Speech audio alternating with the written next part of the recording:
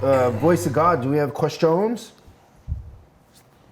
The voice of God has many questions. And by many, I mean 2. Question number 1. Hey, Chris, looking for some advice. I'm a rider at a Chrysler dealership for a very large dealer group in Michigan. Quit. Just quit. Just stop. I mean, I don't need to hear anything else. Just quit now. You're ahead. What do you think the question is? It doesn't matter. It doesn't matter. It doesn't matter. Chrysler, strike 1. Michigan, strike 2. He's probably a Lions fan or a Green Bay Packers fan. I mean, Which is worse? Just both. Just quit. Lions is probably the worst. I mean, at least Green Bay gives you, some sort of winning streak every now and then. Oh yeah, the Lions, owned by the Ford family. Right. Yeah. There you go. It's all coming full circle. The Yeah, Detroit Lions just- are owned by the Ford Just family. quit. Just quit. Okay. Sorry, voice of God. guy. Carry on. What's the rest of the question? I've become the go-to guy in service for every other department, causing me to take on too much at times and taking me away from my responsibilities to my customers. I feel like this is holding me back from my goal of being the top writer in the group and ultimately becoming a service manager. I have a hard time telling anyone no because I take pride in being someone that others can rely on. Any ideas on how I should handle this to get myself to the next level? Thanks in advance for any possible insight. Your books and podcasts have helped me a ton in getting where I am today. So I think the first thing you got to think about is you're not telling people no. What you want to do as an advisor is you want to come from a place of empathy and service, and you want to tell them the truth. That's the key. So it's not about telling anybody no. It's about having empathy for their situation, trying to do the best you can for them with what you have, what tools you have, and then tell them the truth. If it's going to take 2 days, it's going to take 2 days. If the Quick Lube texts are backed up and it's going to be an hour and a half, I would rather tell them it's going to be an hour and a half now than wait an hour when they think it's 45 minutes and then tell them. So That's the worst scenario right there. empathy, service, and tell them the truth.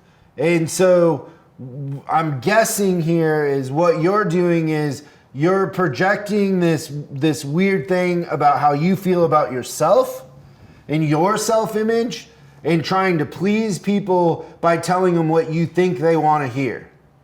But telling them what you think they want to hear is not going to do you any good or serve you. So I bet the empathy thing's easy for you because you probably already have that. And so it's the truth part that might be messing you up. Sorry. Because he also said the other departments are pulling him out of service. So the real parts is not doing their job again. So they're asking an advisor for help. Right? So if you have a hard time telling people no, just reframe it. And so if Christian comes up and says, hey, can you help me with this project or whatever I need to say, Christian, do I look like I work in parts? Right. Stop. Get off your Facebook. Stop checking your email and get to work. The parts department is not a vacation center or whatever. What would you call it? Retirement home? Retirement home. Yeah. Oh, wow. Yeah, Is that how you would handle it? No, I would just say, yeah, I can absolutely help you with that. I just have a question first. What would you do if I couldn't help you with that? And then they'll give you the answer and you say, that's a great decision, go do that. And then you walk on and go do the other thing. Wow. Yeah. So you spin it. What would you do if I can't help you? That sounds like a good solution. Go do that. You just get out of doing it. You know what's amazing? I actually think all three of us interpreted that question completely differently. So when I heard it, what I heard was not the parts department. What I heard is that it's the sales department come back because they've sold a car and they got a WIO or they got a PDI that needs to get done and everything like that. So that's how I actually heard that question. So what I would say to that point is remember that anytime the sales department's coming back to you, there's a customer strapped to the other side of that whole request, right? Yeah, so and it's an opportunity. It's like the free oil change. So it's a deposit. Do you have an appointment? Isn't that the first thing you ask the salesperson? Right? Did you call ahead? But I would just Sorry, say that I don't get paid on internal. Right. Yeah, so if I'm doing internal work for somebody, I'm putting splash cards on a card. Be like, oh great, give me the customer information. I would just say, I'd call them up. I'd be like, hey, my name is Christian. I'm going to be taking care of the splash card installation for you today. I just want to let you know when it's time for your first service. I'm going to be the person that you're going to take care of as well, because it's really important to us that you have a great ownership experience all throughout the time that you have the vehicle. Like, I'm trying to make as many deposits as possible because I want 100% of the sales customers to come to me if I'm an advisor, because I feel like that's the way to build your business. But that's how I interpreted that, and I think that that's a great thing. I think we gave him 3 answers then. Yeah, Good. he got Great. more than he that was like more a than he coaching bargained call for. just Great, wrapped up in there for him. Great question. Okay, one more question. Hi, Chris. I've recently discovered your videos. I think they're fantastic and insightful. They seem to be centered in doing the right thing for your customer, and the right thing will happen for you. Due to COVID, my industry has imploded. I really want to become a service advisor, but I'm finding it difficult to get in the game. I think my age is part of the issue, but not the sole issue. What do you recommend as a good course of action to get into the service advisor profession?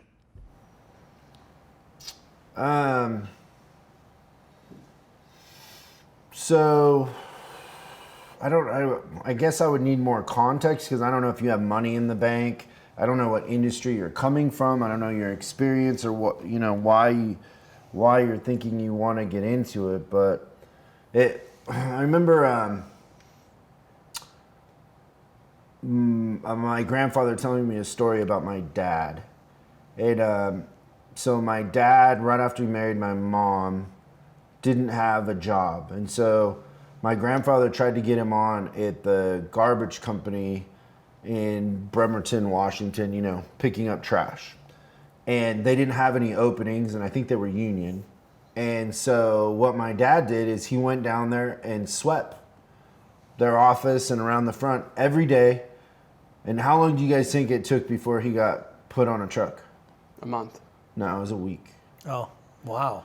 And so if you don't know anything about the industry and you want to get a feel for it, I would go to a local shop or dealership and I would ask the manager there, like, hey, I want to learn this.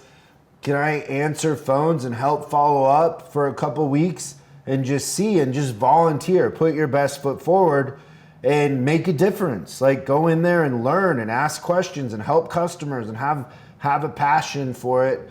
And you wouldn't be able to stop you if you give to get. We have that approach here, and it's the reason why we're as busy as we are and we help as many people as we do. Is our philosophy is we're going to put out free content that's better than what our competition charges for. So the stuff that they charge for behind their membership wall won't be as good as the stuff we give away for free. So just imagine what our content is behind the membership wall on our on-demand platform, right? Right. If we can give away content for free that other people are charging for, imagine how good the stuff is behind. And that works, right? So we're the only ones in the industry that don't feel like the content is, the treasure, right? The treasure is the relationship more than anything else. So if you really wanted to get into it, I would go volunteer. I don't know, in different states, I don't know how feasible that is. I don't know what the HR laws are with that. But if I was a service manager and you came to me and said, hey, my industry imploded, maybe you was a bartender or something, and I want to become a service advisor, can I answer phones, make appointments, clean up paperwork, file, whatever it is, then you'll get an opportunity. When I was a porter, I was dying to be an advisor, and I got passed over, I think, 5 times to be an advisor. But I wrote all the internals that they would let me write. Anybody called in sick, I would write service. I would answer the phones if the phones were ringing and everybody was busy, because writing the internal ROs made it so when I did finally have a customer in front of me, the only difference was the pay type. But I knew how to use Reynolds and Reynolds. I knew all the codes. I knew how to do it because I'd opened and closed so many internals. I didn't get paid for it. I'd stay late on my own time to do it.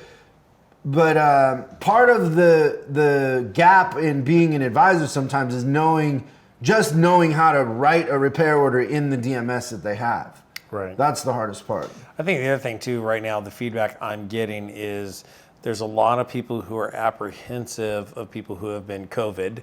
They've lost their job in an industry that is going to come back. So they don't want to invest in that person or hire them because as soon as it comes back, they're going to go back to what they were doing. So I would say identify your purpose and your passion of wanting to become an advisor, and then do something totally different. Make a video, and then it's all about persistency, right?